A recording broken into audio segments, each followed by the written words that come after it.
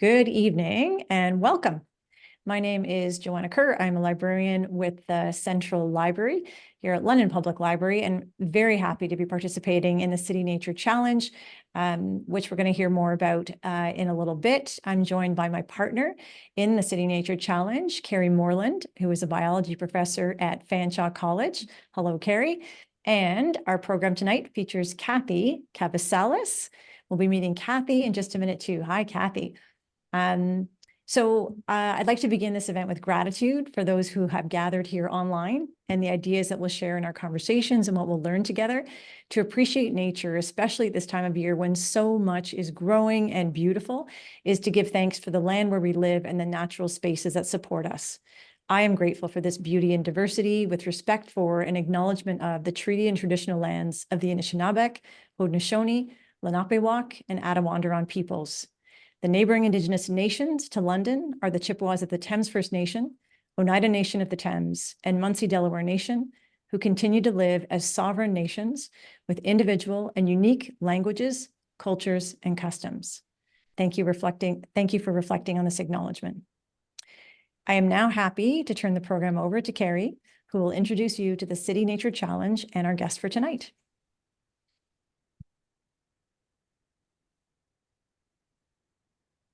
Okay, I'm just going to share my screen here. Can everybody see that? Looks good. Perfect. So yeah, my name is Carrie Moreland, and like Joanna said, I teach biology at Fanshawe College, and I'm the organizer for the City Nature Challenge here in London. So I wanted to introduce everybody to it in hopes that maybe you'll be interested in partaking this year. So the City Nature Challenge is a global community science initiative where cities compete to try to make the most observations of nature. So we're really trying to encourage the public to get outside, take photos of nature and upload them onto an app called iNaturalist. And you can take pictures anywhere in London between the dates of April 26th to the 29th. So this 4-day period coming up next week.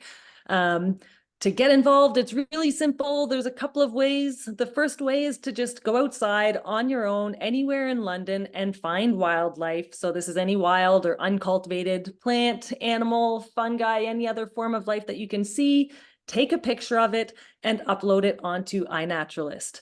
You can take a picture with your camera and upload it onto iNaturalist.ca, or you can take pictures like most people do now, is take it with their smartphone and then upload it onto the iNaturalist app. Now, once you upload those photos, the iNaturalist app will be able to try to identify what that species is. Now, there are a lot of other apps that'll do this. Even Google will try to help identify what that species is now. But the best part with iNaturalist is that once it looks at the features of the picture and takes into account the location where that picture was taken and tries to identify what species it is, then you share it with the general iNaturalist community.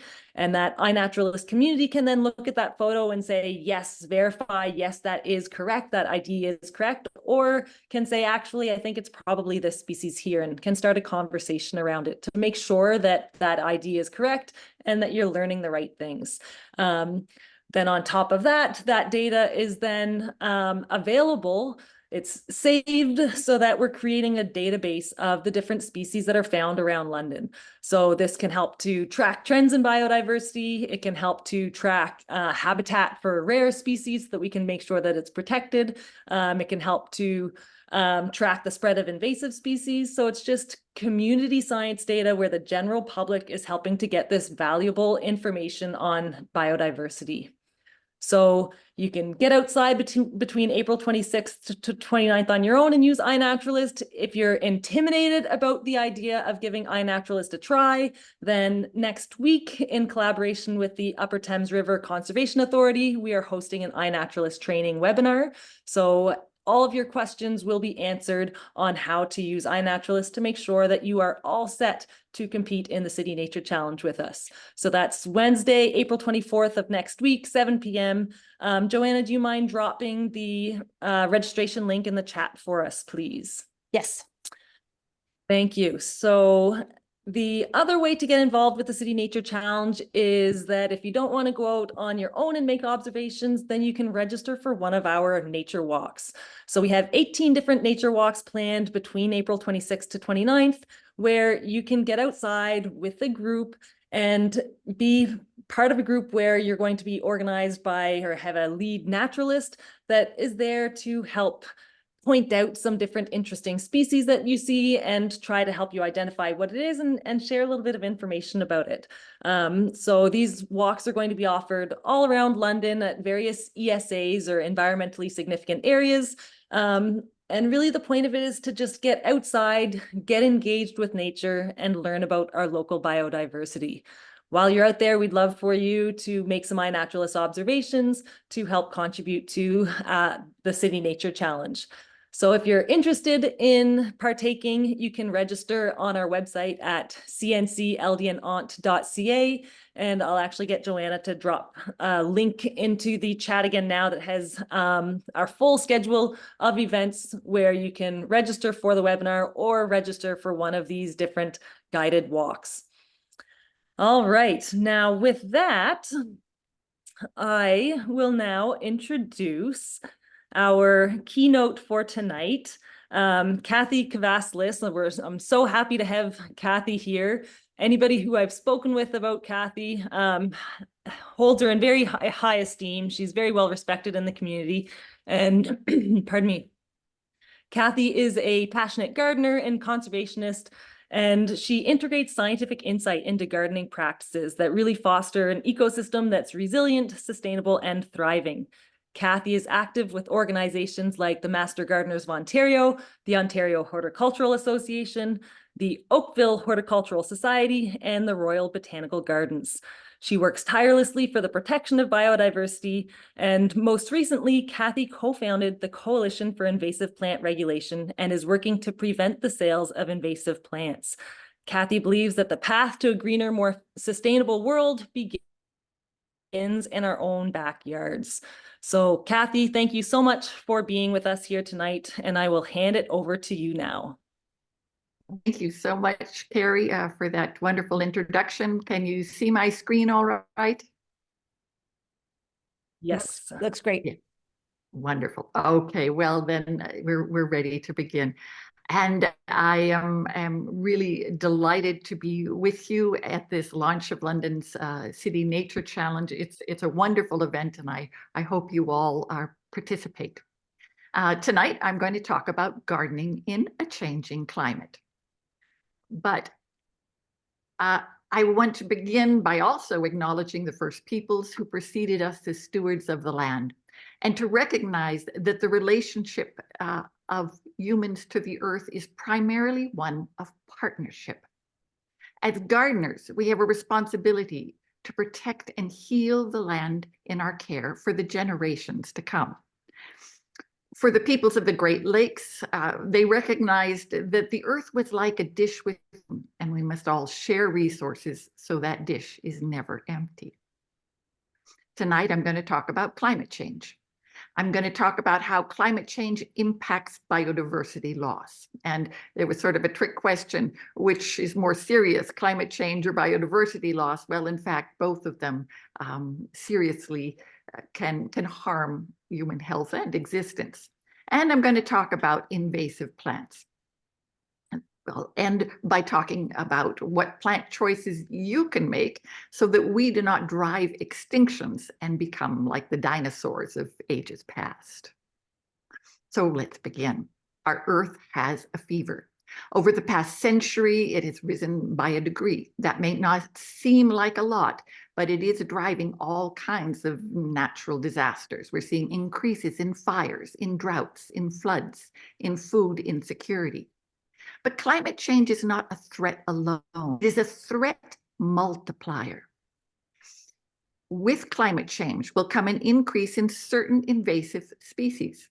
It will harm and it will support the movement of some native species. So it's not clear how that's going to come out in the long run. It will accelerate biodiversity loss. It is doing that already. It will weaken ecosystems. And these are all interconnected in this sort of perpetuating destructive cycle. We know that climate change, pollution, overexploitation of resources, land and sea use, and invasive species are driving biodiversity loss, that is the variety of life on this planet, at an alarming rate. And how we use the land in our care really matters.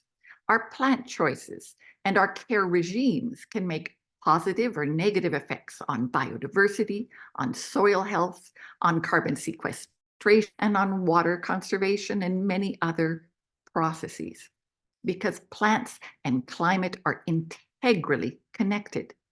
There's a complex feedback system. Plants affect the Earth's physical surface. They change how light is absorbed and reflected. And the plants at the same time, they're creating oxygen for us to breathe. They're using carbon dioxide. They're sequestering carbon in their trunks and their roots. At the same time, those roots are drawing in oxygen. They're transpiring out the leaves, and it's part of the water balance. So they're affecting the weather systems and how precipitation patterns are around the globe. So plants are so important to life on this planet. And you can see that by looking back at the beginning of time, 4.5 billion years ago, there was not much on the planet, certainly no plants. There was little land, there was no oxygen. And until photosynthetic organisms arrived, there was really no chance for habitation by mammals like us. Organisms that photosynthesize like plants changed the whole composition of what could live on this planet.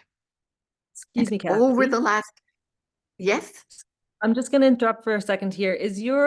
Are you advancing your slides? So far, I still just see the title page here. Oh, for heaven's sakes. Well, let's try this again. I have been advancing slides, so let me stop sharing and try sharing again. Took me a minute to realize, sorry, it took me a minute to realize that you're probably not still just on the title page. Yes, no, yeah, my apologies. So let's try this and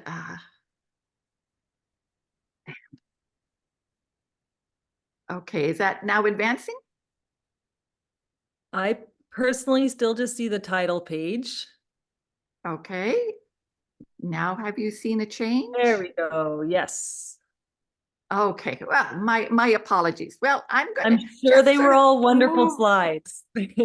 I'm going to move ahead here. I'm very sorry that was not advancing. So you can see my dinosaurs. You can see that invasive species, biodiversity, and climate change are all integrally connected. The 5 drivers of the biodiversity apocalypse: climate change, pollution, land and sea use, invasive species.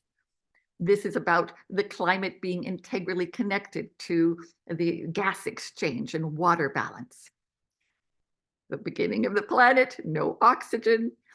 And now I think we're caught up, and hopefully you're seeing a slide that has a lot of spikes on it. And this is talking about how rapid climate coincide with mass extinctions. So are we all together? Yes, Anyway, we are. Thank you very much. Over the last 500 million years, there have been about 5 major extinction events. Those extinction events coincided with dramatic changes in climate. The rates exceeded about 5 degrees Celsius per million years. Now, that may seem like a very long time, but in geological time, it isn't very long. And if you look at what's happening today, temperatures are projected to rise by about 3 degrees by the turn of the coming century. And the current rate of temperature rise is 10 degrees for a little over 1,000 years. So this is an extremely alarming rise in temperatures. Now, this may change, things may happen because, we have an opportunity to do things differently. But at this rate of temperature change, we're heading for disaster. Climate change impacts plants in a lot of ways. It impacts their reproduction. It impacts phenology, that is the life cycles. I'll talk a little bit more about that, and how they're distributed on the planet. as temperature, precipitation, and atmospheric composition changes, some species are better equipped to adapt than others. This is called phenotypic plasticity. And some, of course, will migrate, as the little youngster rebel evergreens in that comic strip on the left side. We know that with climate change, we're expecting to see plants to shift both poleward and then upward, to go up on mountains where it has different conditions. It may be cooler for plants than the lowlands. But we have to expect the unexpected. Already we're seeing that plants respond very differently. And there is so much we don't know because it's really a very complex situation. Because plants have very different genetics. They have unique ways in which they can change their morphology, that is their shape or their physiology, in response to unique climate or environmental conditions. The ability of an individual to respond to changes in climate is something called phenotypic plasticity. It means that there's enough variability within the genes that they can express themselves differently on different situations. And that's really important because genetic composition, that variation within species, determines if a capacity has the ability to adapt to changing conditions. And at the same time, it's if they have the ability to adapt the timing of certain cyclical events, when they leaf out, when they produce flowers, when they produce seeds. We can expect shifts in the timing of those things. At the same time, the things that are supported by plants, the moths, the butterflies, the birds, the squirrels, we can expect them to also shift their phenology, their timing of when they make their nests, of when they migrate, when the babies leave the nest. There's going to be mismatches, and there already are. If trees leaf out too soon and the spring ephemerals come up and the sky is already shaded, they won't be able to get light resources, and you can expect spring ephemerals to diminish. Because when climate change occurs, when it is occurring, species can do four things. They can adapt, they can migrate, they can evolve, perish. And we're seeing all of that happening now. Plants compete for resources, for water, for light, for nutrients. And as they do so, they form strategic alliances with pollinators, with seed dispersers, with mycorrhizal fungi.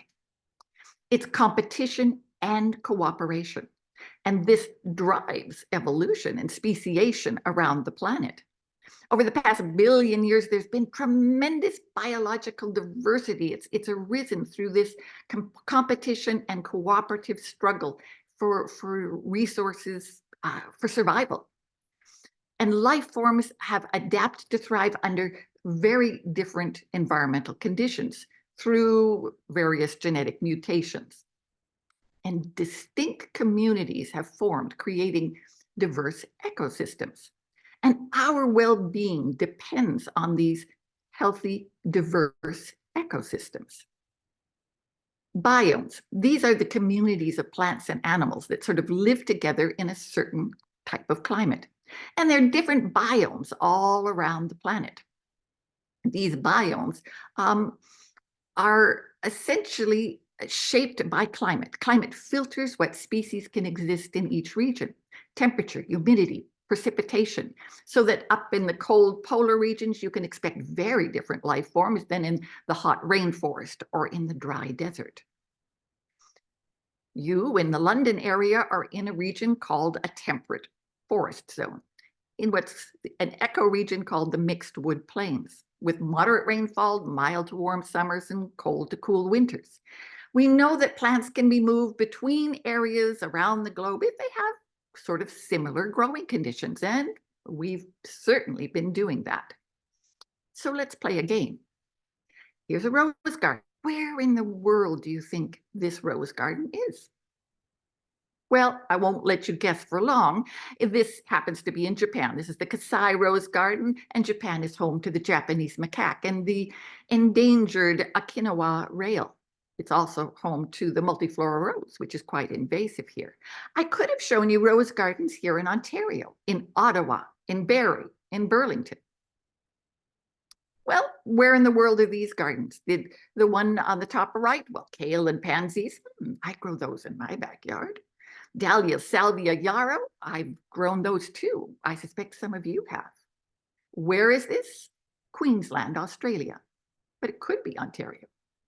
Australia is home to the endangered koala, the numbat. There are over 600 species of eucalyptus native to Australia. We are moving plants around the globe at an enormous rate. We're making the world's regions actually more homogeneous. We're reducing biodiversity as we introduce more invasive plants, pests, and disease. And in fact, gardening is the largest pathway for the introduction of invasive species. Should a garden created for London, Ontario, look like a garden designed for Queensland, Australia? We live in a temperate zone. Australia, they have temperate forests. But again, look back in time. Unique flora and unique fauna have developed around the globe, and we're displacing that. Eucalyptus fossils date back over 50 million years. The first evidence of the koala is 25 million years, and that koala is a hyper specialist tied to the fragrant yet poisonous eucalyptus trees. Relationships like this take time to establish. Biogeography and time are key, and we're changing things too rapidly for life to adapt.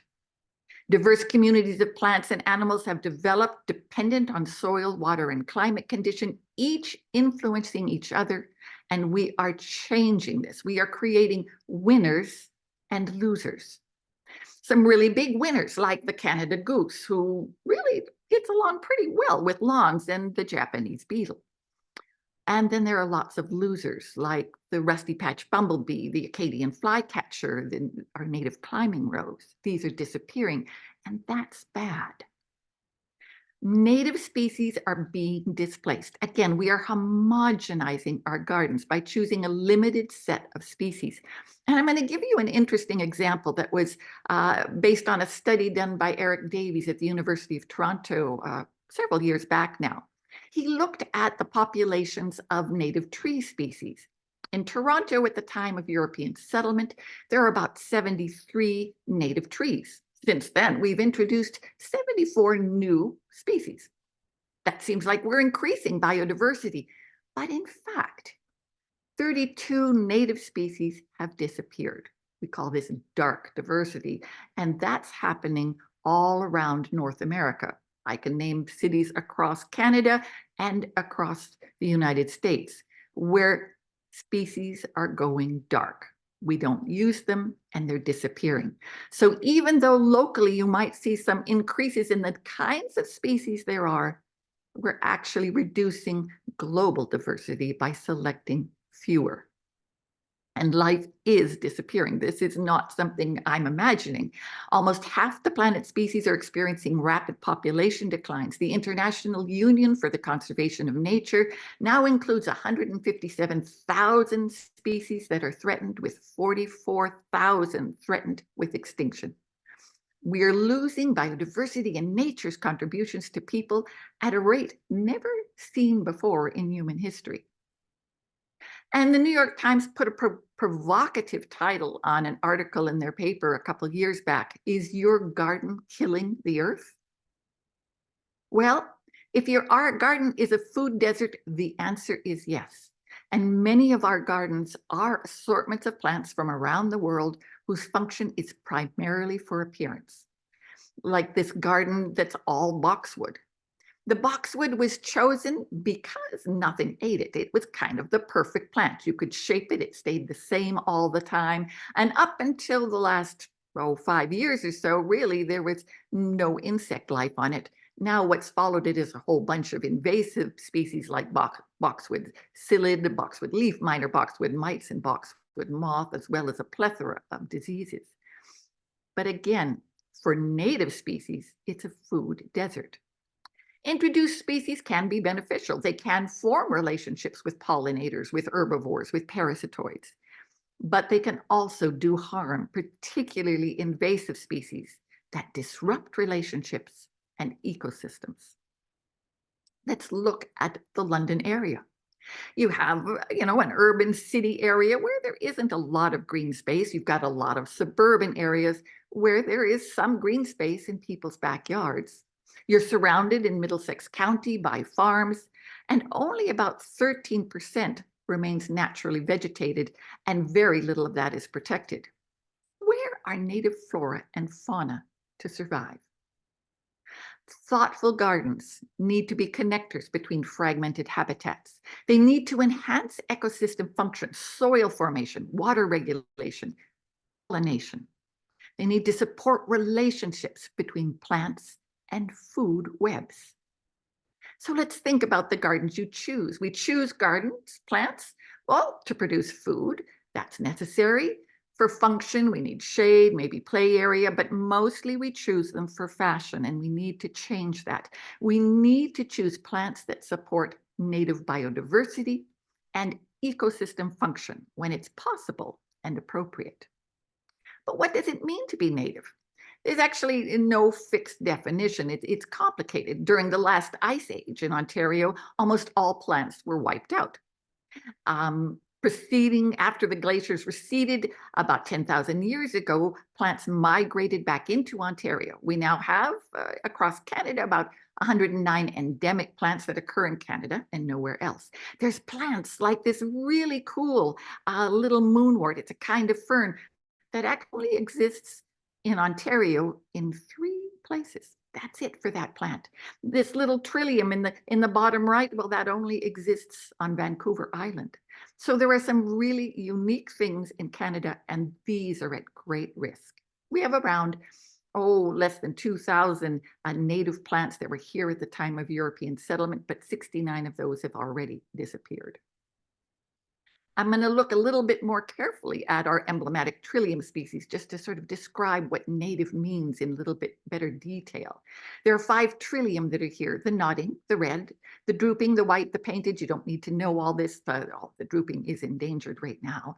And then there are 50 trillium species in other parts of the world that we sometimes bring here. But why are these all different? Do they fit the same niche? Does it matter which trillium we have? Well, let's look in the center. That's our Trillium grandiflora. That's the one that's on all the stamps. It has a beautiful conical funnel shape, nice fragrance. It attracts long-tongued bees. How about the red, Trillium erectum? It attracts carrion flies. That's its pollinator partner. On the bottom, well, that one is Trillium recurvatum. It's not native. It's often sold in the market. It is a near native. It's in the US, didn't migrate here after the glaciers receded. It has one single effective pollinator, and that's the spotted pink lady beetle. Now, all of these trilliums share a seed disperser. They're dispersed by ants, and their seeds have this wonderful little fatty tissue on it that the ants want, and as they collect it, they deposit the seeds on their way. These relationships took time to establish. They're part of what makes a native plant native. Native or indigenous species are plants that occur in an ecosystem and have evolved in concert with other naturally occurring species, like our sugar maple. Now, an alien, exotic, or introduced plant like the domestic apple really has that. Well, the domestic apple has no native range. It was selected by people from an apple that's native to the Tanshan Mountains called Malus cerevisiae. But these basically are not local in Ontario. And then we have invasive alien plants like Philodendron amurans, the cork tree. This does harm to the environment, economy, society, and human health by definition. It's displacing things, pushing them out, and disrupting ecosystems. I often get asked about cultivars. Are they okay? How about nativars? These are selections of native plants. Well, a cultivar is simply a plant that's been selected by because of its shape, its habit, its flowering ability, or some trait that people liked. And it can be done in very natural ways. That is, one might just see one unique plant somewhere out in the wild and say, oh, I like that one. I will take cuttings and duplicate it. But it can also be very artificial. And for nativars, well, this is Hydrangea arborescens. It's native in the northeastern part of the United States. The actual species is covered with all these lovely little florets that are great for pollinators. But we have selected it. So it has these big white bracts. They look like petals, they're not petals, and they've actually been formed from the parts of the plant that used to produce pollen and nectar. So it's no longer useful for pollinators. And then there's some nativars that are kind of in between, like Haas halo, which has some of those big bracts and some flowers that are going to produce pollen and nectar. So some of them are for decorative value and some of them have function. We've done this with a lot of plants. We've selected the rose to be this incredibly beautiful flower. How can this rose do harm? It's good for the eyes. But we've bred it so that it no longer has pollen, no longer has nectaries. And it can be worse than that, because in order to get a lot of these cultivars to survive, we have to graft them onto the hardy roots of other roses, like Rosa multiflora. Now, Rosa multiflora usually suckers up around this introduced plant, and it displaces the primary rose, or it just goes on by itself and produces hips and spreads all around. It's now prohibited to use Rosa multiflora in Illinois, Massachusetts, Maine, New Hampshire, New York, Pennsylvania, Ohio, Wisconsin. I could go on. You can see by the climate change models, Rosa multiflora in the last century, the peak was right around Illinois, where it just went crazy, and that's why they have banned its use. Climate models predict that it will start to have the best area will be in Ontario and Quebec in the next 50 years or so. And by the way, Natural Resources Canada has created a plant hardiness site where it has specific models and maps for thousands of plants, and you can see how they're expected to respond in various climate models. Sorry. So Rosa multiflora is expanding its range. It competes for resources. It disrupts food webs. It increases the risk of pests like Japanese beetle and diseases, because multiflora rose, like Japanese barberry, actually is fantastic habitat for ticks, and we see increases in Lyme disease where it tends to form thickets.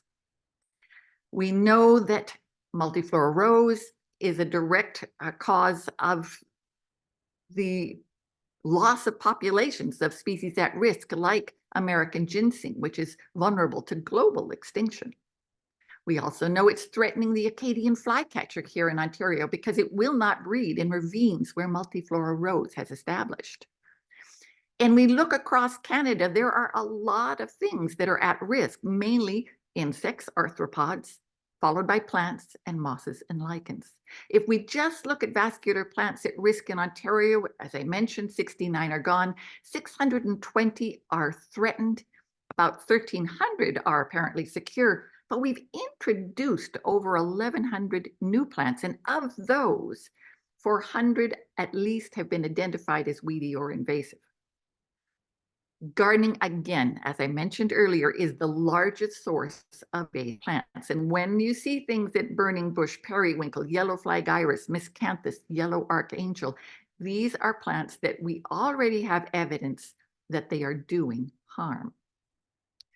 And a study just came out that says that plant nurseries will exacerbate the spread under climate change. 80% of invasive species that are currently distributed in the nurseries are going to increase their range because of sales. Do not purchase invasive plants. By the time we often figure out that they're invasive, they've gotten pretty well established. So please pay attention to what's been happening in the US and the lists so that we don't have to spend the dollars and lose biodiversity. it's very difficult to know how many plants are going to become invasive. It used to be thought that about 10% of the plants that escape from gardens and become like giant hogweed are going to go on to be serious problems.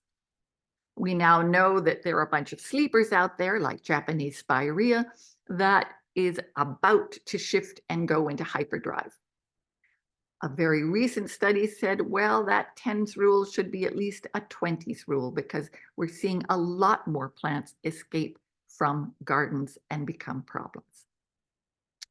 The Auditor General of Ontario just released a big list of invasive plants that should not be sold. Things like Amur maple, pachysandra, periwinkle, English ivy, goutweed, winter creeper. Please look at these lists and don't add them to your garden, and remove them if you have them. Your Upper Thames Conservation Authority has their own really good list of invasive plants, as does the Credit Valley Conservation Authority. And you can look to our SIPR website. I'm sure that London Nature will post some of these, and I'm happy to share lists with you if you would like. But I want you to understand what's happening. If we just look at bird populations, the numbers are staggering. 2.9 billion birds have disappeared from North America since 1970. And while the reasons for this are many, essentially our landscapes are losing their ability to support birds. We know from people like Doug Ptolemy and Desiree Narengo that breeding chickadees need 6,000 to 9,000 caterpillars to read a clutch of young. That's 500 a day for like 2 weeks. They require native trees, native plants to do that. And if our native biomass, that is the leaves from native plants, is below 70%, chickadee populations decline. We know from other researchers that 90% of songbirds need insects to feed their young. But insects are disappearing. Terrestrial abundance on a global level is declining at 9% per decade. It is death by 1,000 cuts. There's many things going on here that's impacting this. And while some insects seem to be able to adapt to non-native plants, many more of them are specialized. They have special relationships that we are disrupting. About 80% of wild plants rely on insects for pollination. 60% of birds, other than just songbirds, use insects as a food source. And as I said earlier, of the herbivorous insects, about 90% of those are specialists on a few plant lineages, making native plants really essential. And remember that insects do more than pollinate. These are the detritivores, the things that help leaves decay and form soil. These are the predators, the dragonflies that keep insects and insect pests like mosquitoes in check. Yes, they are the pollinators and the nutrient cyclers that protect food security. So insects are critically important to human life. What can gardeners do? Well, in the Proceedings of the National Academy of Science, they published a great list, and the main ones were convert lawns to diverse natural habitats, grow native plants, reduce pesticides, herbicides, fertilizers, limit the use of exterior lighting, there's a lot of light pollution, and stop the spread of invasive plants. On the right here, I just wanted to share with you one of the neat things that you might see on your scan for biodiversity this coming week. This is a 20-spotted lady beetle. This lady beetle feeds on powdery mildew. This I found them on my 9-bark, which had powdery mildew, and I thought, how cool is that? Again, it's a relationship that's taken thousands of years to develop, and it's an important one.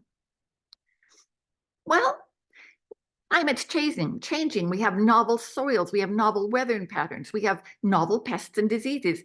Maybe we should just bring in some novel things like, how about bananas? Certainly there are hardy bananas that can grow in all around Lake Erie. I'm seeing more of them planted.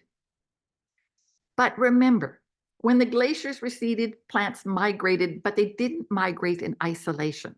They migrated with their pollinator partners, with their seed dispersers, and some species continue to migrate all up and down, through that temperate zone, fish, birds, dragonflies, butterflies, bats. And so by keeping native plants within sort of that North American temperate zone, you are protecting a broader range of native species, because we're trying to slow the rate of change. By planting native species, we're providing food and habitat. We're throwing a life preserver species to slow the rate of change down to allow time for adaptation and or migration. This is not about returning to some mythic, pristine pre-European time. That boat has sailed. Things are changing, but it's essential that we slow this rate of change down. So if you have the space, start with trees and shrubs. The Forestry and Conservation Association, fgca.net, has fantastic list of native woody species for your eco-district and or any eco-district in Ontario. The recommendation is that you still choose from that list of native species. And if you want to assist with migration, go to 72 or 75, just a slight step to the south. And if you've got limited space, think about keystone species. A keystone is that stone in the center of an arch that keeps it stable. And a keystone plant is one that maintains the structure of ecosystems. Just 14% of local genera support more than 90% of moth and butterfly diversity. Non-keystone species are critical too, and I'm not saying we shouldn't plant other natives, but these ones provide more support for the greatest number of species of moths and butterflies. So if you build your landscapes without these powerhouse plants, food webs are doomed. The National Wildlife Foundation has a great list of keystone species based on ecological regions, and you can pull up the one for the Eastern Temperate region. Oaks, cherries, willows, birches, poplars, maples are sort of the top 6 species. And again, the difference is startling. A red oak supports more than 400 moths and butterflies across the temperate zone. That's a life support system. An Amur cork, well, it may support swallowtails because it's in that Rutaceae family, but it's an invasive species. It's disrupting ecosystems and doing harm. It's a big difference. That is an ornamental, and it shouldn't be there. There is this very wonderful evolutionary dance between pollinators and pollen eaters, pollinivores. And if you look closely at pollen, and this is sort of a micrograph of what pollen looks like, they colorized it just to sort of make it more dramatic, but all this diversity of shape and form, it indicates that plants are trying not to have all of their pollen consumed, because after all, it is the vessel that carries their genetic material, and they don't want it all to be eaten. So some pollens are toxic, they have indigestible coatings, or they're prickly, or they really try to limit the number of pollination partners. And you get specialists like this evening primrose sweat bee here on the bottom right that only collects evening primrose pollen. And again, that's just one of the many really interesting relationships that we're trying to preserve. We could also look at other bees. In Southern Ontario, there are 350 species of native bees. 30% are unique in Canada. 26 to 30% of those are specialists, like that evening primrose bee. It requires a very limited number of native plants. Most of the specialists are tied to plants in the aster family. Plants like goldenrod, black-eyed Susan, the asters themselves. And then there's a group that are closely tied with our willows, which is really underutilized in the landscape. And for a bee like the erythroniae, which requires erythronium species, that is our trout lilies, to survive, it is a matter of life and death if those plants get displaced by non-native species. Now, the National Wildlife Foundation has created a really nice plant finder. Unfortunately, it's just for the US at this point in time. But in the London area, Ontario, you can still choose a postal code in the US that's kind of close to you. And I did that for another gardening site, and I think this may be a Rochester postal code, but you'll find it's pretty much the same. Wild strawberries, for instance, for spring supported 84 species of moths and butterflies. Thin leaf sunflower for midsummer, 50 species of bees, 70 species of moths and butterflies. And in the fall, well, goldenrods, well, they're just powerhouses, 138 species of moths and butterflies and 42 of bees. So by selecting a menu that varies over the summer, you can have beautiful plants that support life. I'm going to say a bit about genetic diversity and the plants that are available to us in nurseries. Very often, the trees that we choose are grafts. This was a really neat graft joint on a tree in my neighborhood. I love the transition between the barks. But what happens when we graft like this is that we're limiting genetic diversity. That is, all the plants on the street, if they're all the same graft, it's all the same tree, it's very susceptible to pest and disease. Genetic diversity enables individuals to adapt to climate stress, and hopefully we'll find ones that are more resistant to the diseases that are on their way. Should we move plants from the southern US where they're really going to struggle? Well, I'm advocating for, and the science is advocating for, range expansion rather than assisted migration.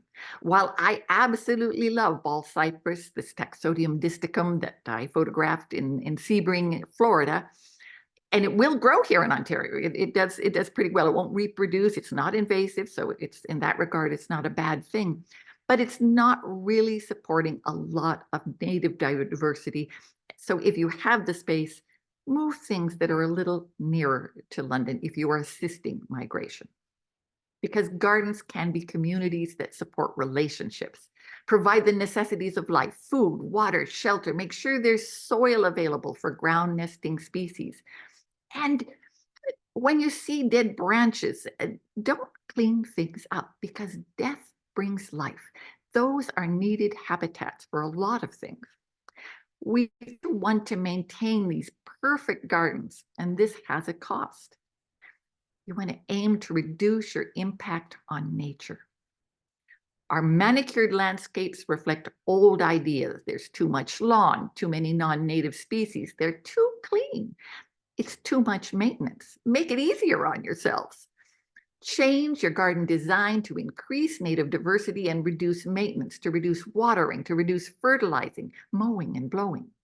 Limit lawn space by replacing grass with native ground covers or an edible garden, because producing your own food is important too. And think before cleaning up.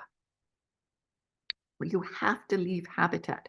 I really love Rebecca McMacken, who in her tenure at the Brooklyn Bridge Park saw an incredible change in biodiversity as they changed their gardening practices to include more native plant species and to change how they maintained the property. They discovered that if they just left the skirts on some of the tall grasses, that it became an essential habitat for birds, for moths, for butterflies, and ground nesting bees.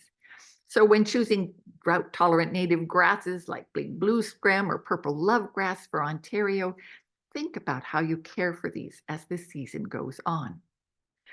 And also, I wanted to tell you another story about cleaning up, and this one came to mind.